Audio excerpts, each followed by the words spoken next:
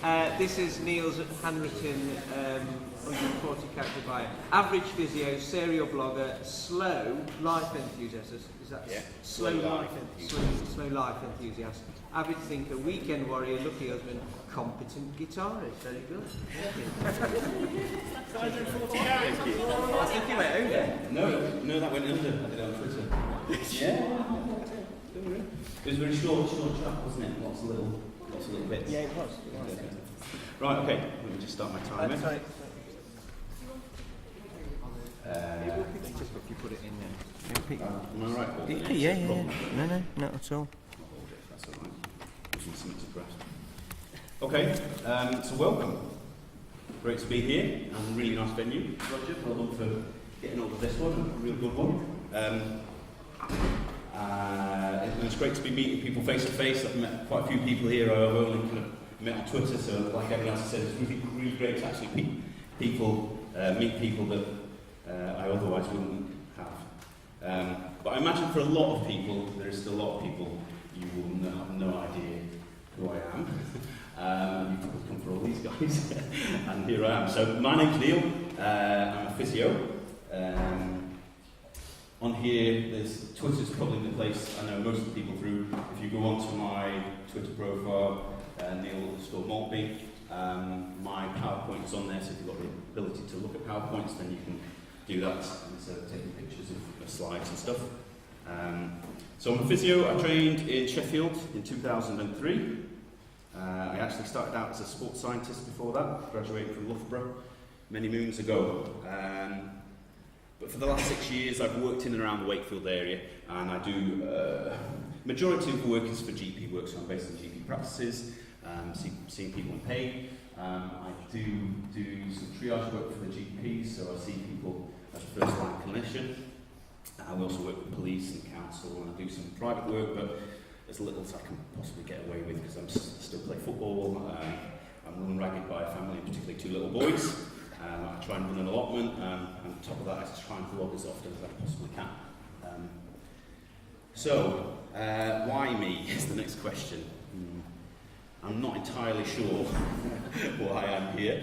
Like I said in my bio, I'm a very average physio. I have no outstanding clinical skills compared to the people in this room. Rani asked me to collaborate on this project back in November, and I snapped her hand off because I thought it was a great project. And then Roger approached me in December and said, oh, I'm thinking of putting this thing together, and would you be interested in speaking? I was like, yeah, great, what's it going to be like? And here we are. Perhaps maybe what makes me interesting, and I guess each of us, is kind of our uniqueness and our story. And for those of you who know of me, it's probably through my blog, on Twitter or through Facebook. And it's called Becoming More Human blog, and it looks to explore healthcare from a more humanistic approach, rather than just kind of biomedically. So it kind of documents my personal journey into subjectivity. Hopefully if you've read any of them, you get a bit of a flavour for this. It certainly piqued an interest for me in humans, humanities, sociology, philosophy, those types of things, and how they have an impact onto healthcare. So I'm hoping my points are broad enough to kind of interest a variety of healthcare professionals, but also enough philosophy to keep the philosophers kind of mildly entertained. So my title is Anecdote, the Antidote. And I'm making a case for anecdote being integral to good healthcare. Quite a controversial maybe topic, which is why I chose it and thought I'd keep you all awake. So stay with me and we'll kind of work through a few things. So my first thing is I want to start with humans. These are the recipients and often the caregivers in health. And my initial question for that is, are humans objects or are humans subjects?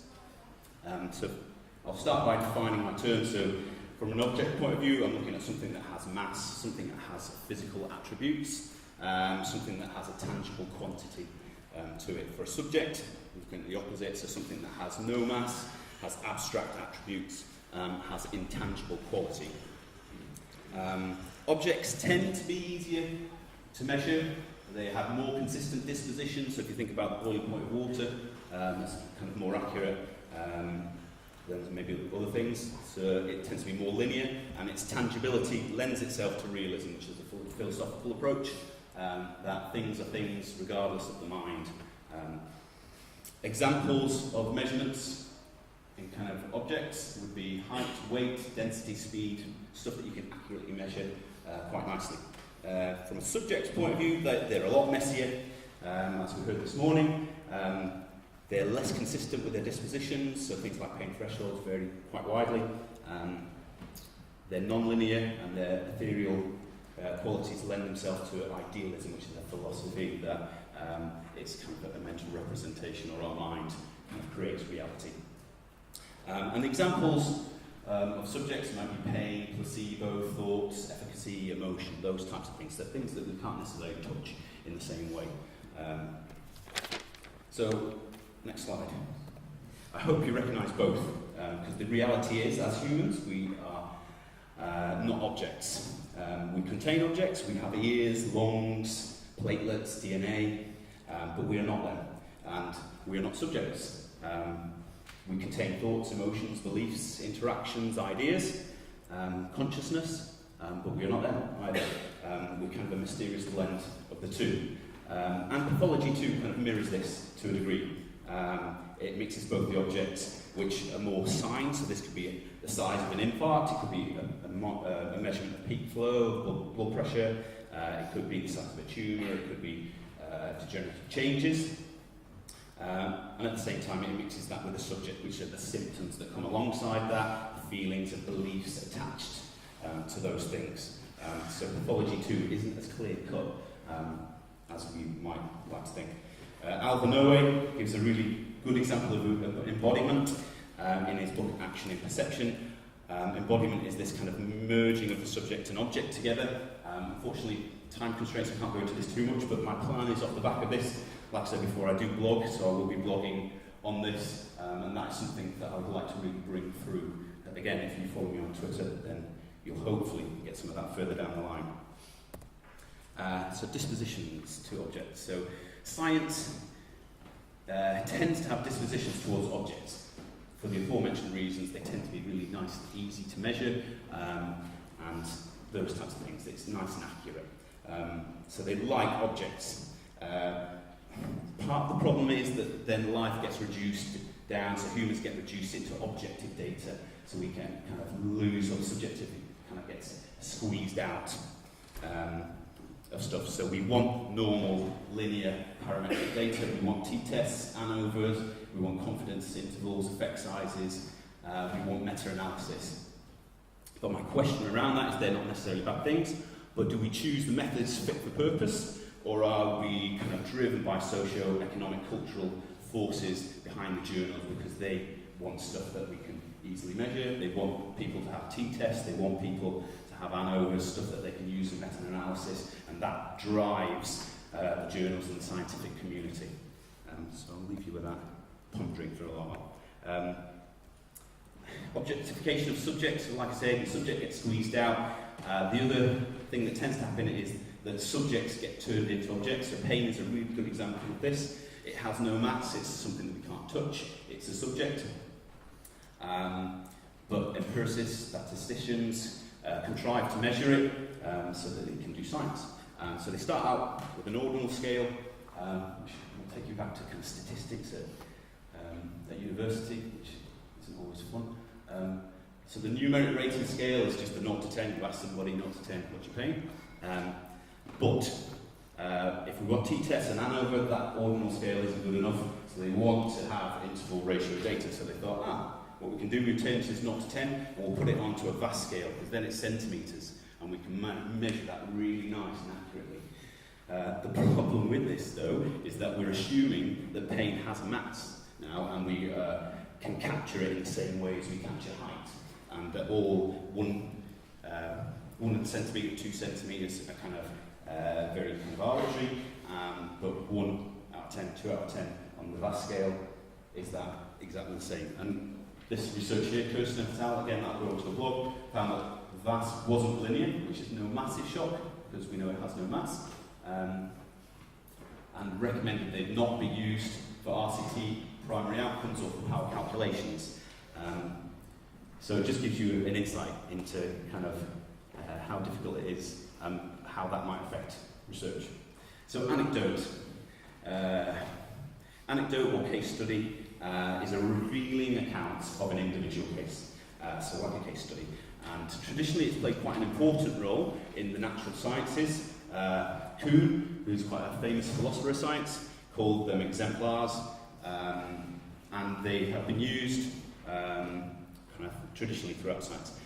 Under evidence-based medicine and human sciences, they've kind of been relegated to kind of bottom tier, so they sit there right at the bottom of the tier of evidence. And I'm here to kind of set them free. I think that's a little harsh on the case studies, and I think they've got a really, really important role in evidence.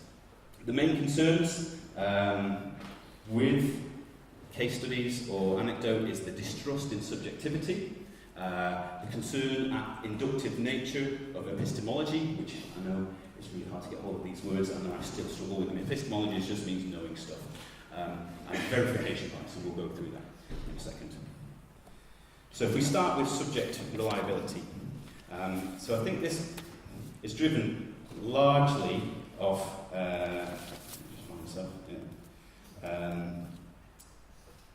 the back of scientism or logical positivism. Again, because of the detail needed, I don't have the time to go into this now, but again, it's something that I would like to pick up in a future blog. It's, to oversimplify it, it's kind of a belief that science is the only way that we can know stuff. And that obviously then has a bias towards objects, as we've already aforementioned before.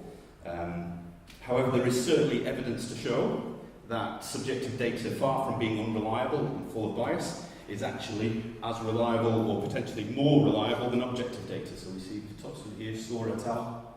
Found subjective measures better than objective measures, faster training response, found that those injury risk was associated with self-report with poor training recovery.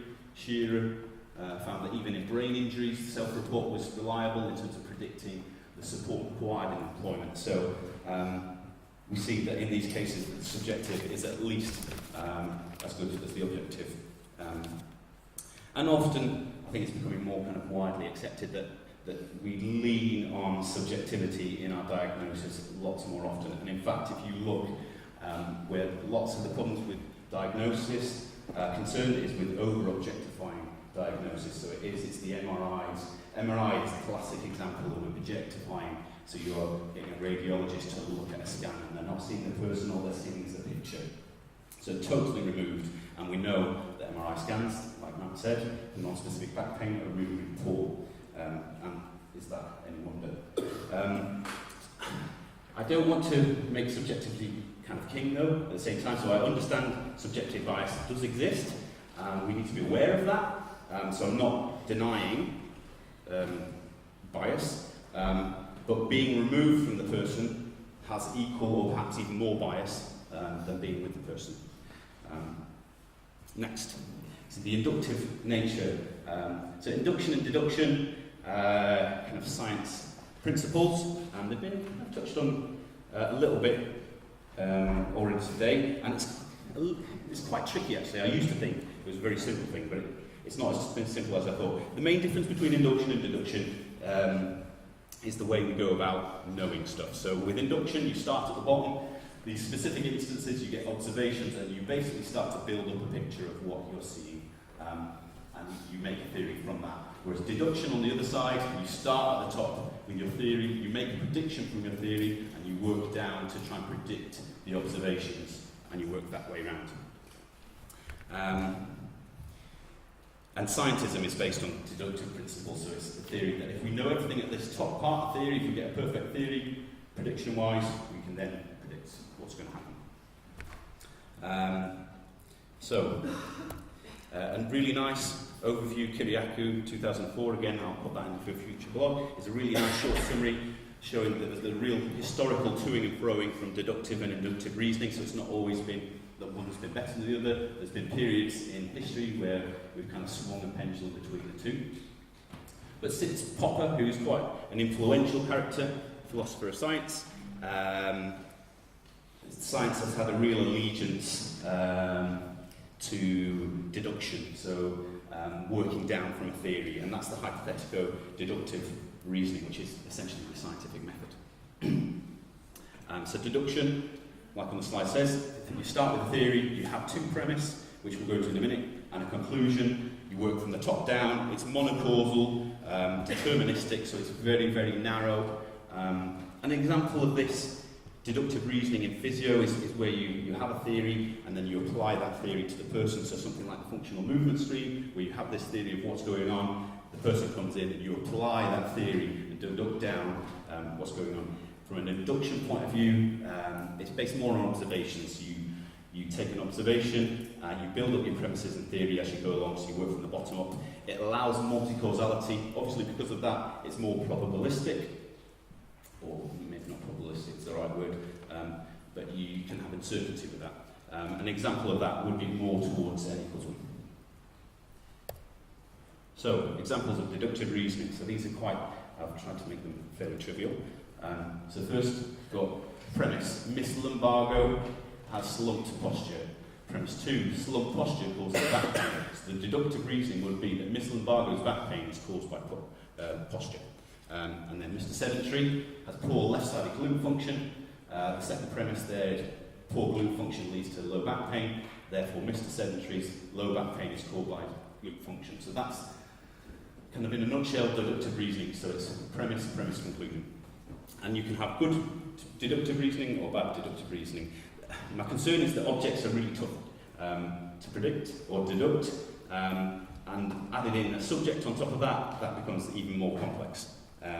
So with low back pain, we know that from a hypothetico-deductive model, that we cannot find any causes. Yet, as Roger Kerry, I think, wrote in one of his papers, back pain definitely has a cause in every person. It exists. But yet, science tells us something different to reality. So science says it has no cause, reality says there is a cause somewhere, so what's going on? But we can't get that through deduction. Because we're removed from the context, so we can only induct or infer with the context in place. I think a lot of bad physio treatment rests on poor deductive reasoning, where you make assumptions from a theory that you've built up. And it's certainly something that I used to do, so I once was a very terrible clinician. So I used to get here somewhere in the back pain, you get this handout, you get this exercise, and this is what you do if you've got back pain. And it's fair to say that things have changed. And then verification bias, and this is the last concern. So good case study. My point would be good case study is no more bias to verification than clinical trials. So verification bias is where you've got bias for what you think is going to happen, so you can bias it to what you think is going on. So good case study, that is. I'm not saying any case study, so we've all heard terrible anecdotes, but good case study is no more bias to verification than clinical trial. So for example, the theories of evolution and the theories of gravity were built on case studies, Darwin and Galileo. Darwin carefully documented counter-theory observations, so he controlled for that. I guess there's an underlying assumption that closeness towards a subject leads to more bias, whereas what I actually see is that closeness and context may actually reduce bias or increase our knowledge, and for a couple of reasons. So firstly, subjects are more likely to talk back than objects, so your MRI isn't going to say anything to you, but your patient may do. And the other thing is just to have a little bit of a thought experiment. So in terms of knowing people, again, epistemology, how we get to know people, is closeness a help or a hindrance? Who are the people that you know best? Are they the people that you're most removed from? Can we claim that our friends and family, because we spend so much time close to them, that we know the least about them? There's kind of this assumption that surveillance is greater than relationship for getting to know people, and I just want to challenge that, because I don't know if that's true. So they're the concerns. I don't think they're massive concerns. So what does it offer? Context-dependent knowledge, really what maths says, basically. So case study is powerful because it is metaphysical, and metaphysical is just a fancy word for it's real, or it's a form of reality. It touches reality. It's the real context for the real individual, and they provide the context-dependent knowledge. And helps abstract reasoning too. And again, unfortunately because of time we can't go too much into that, but that's something that I'd like to pick up on, again, in blog format. From a statistical analysis point of view, it's more context independent, so you're taking the context away from the individual, you're lumping people together, and you get a conflation of realities rather than a reality, so everything's lumped in together. And this is okay, so this has its role. It gives you more kind of concrete reasoning, and if you're just wanting to look at the object, then this is maybe a good way to go, but it certainly misses things out, so it should be just used by itself. And then practical knowledge. Case study gives you lots of practical knowledge, which is as important as theoretical knowledge. This is why we do clinical placements, rather than just learning theory. So if you had somebody just learn theory for 10 years and somebody who practiced for 10 years, you'd imagine there would be a difference between how they practice. Yeah. N=1. Isn't it just fluffy, liberal, everything goes? So as long as you get the outcome, isn't that just okay? No. It's way more than that. And like Matt said, it's more about the reasoning process. So N=1 is more about the start. It's how you start. It's what you're doing at the start end. It's not what you do at the end. Without the clinical reasoning processes, we're just robots, we're zombies, we're amanuensis, and just kind of, we're not thinking. In fact, N=1 may challenge good outcomes. So passive treatments are a really good example of this. Things like blood pressure. If you've got somebody with a really terrible lifestyle, they don't eat well, they don't exercise, and you just give them a blood pressure tablet, it keeps their blood pressure down, but their chronicity is just, you're just leading them into more and more chronicity. Same with steroid injections potentially, and any other passive treatments. So you may be getting a good outcome, but the N=1 approach would be really challenging that and saying, how good an outcome actually is that? All you're doing is leading them into more and more chronicity. And case studies help to identify vectors, like Matt was saying, just information. They give you reasons. So they help to give you reasons for what you're doing. So anecdote then becomes, the story becomes part of the antidote. It becomes part of what you're then treating off the back of that.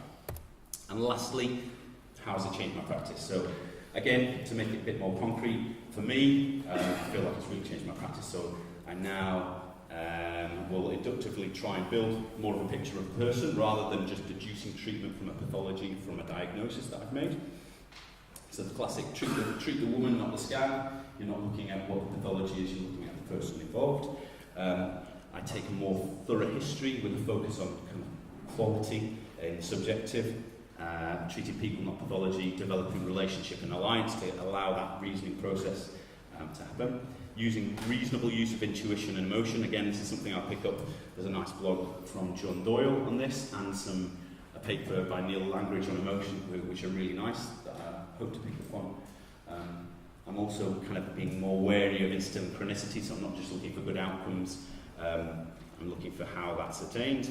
I refer to all levels of evidence, so not one more than the other. I think they've all got their own roles. And the last one is a challenge, I guess, to you guys. It was a challenge for me, so I guess I had been a clinician who had read lots of quantitative research, and that was the basis of 100% of what I read was RCTs, case controls, all these types of things. I now read much more widely, so I try and vary what I read in order to re-connect with the subject. Rather than just the objects. This means maybe more qualitative reading, maybe more philosophy, sociology, art. It might mean learning some big words, but it is generally useful. So to conclude, we are subject and objects, so we need a plurality of evidence for that.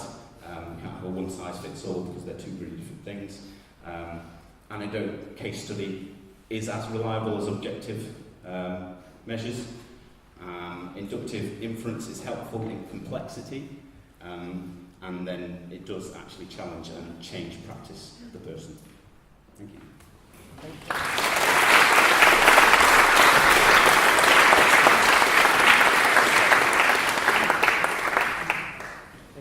So we're here with Neil Maltby, who's just delivered a brilliant talk on Anecdote, the Antidote, was the title. Yeah. And the importance of anecdote and case studies. Yep.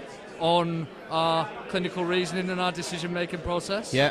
And indeed the patient narrative. Yeah. So traditionally, anecdote has been frowned upon Yes. by the scientific It's had a hard community time. Yeah. as being unscientific and prone to bias. Yeah. So what would you just say in anecdote's defence? In anecdote's defence, well, just that.